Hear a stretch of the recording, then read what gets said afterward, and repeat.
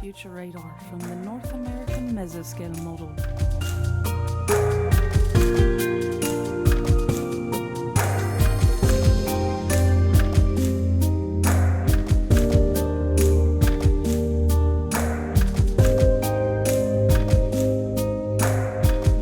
Now, the severe weather outlook for the next 8 days.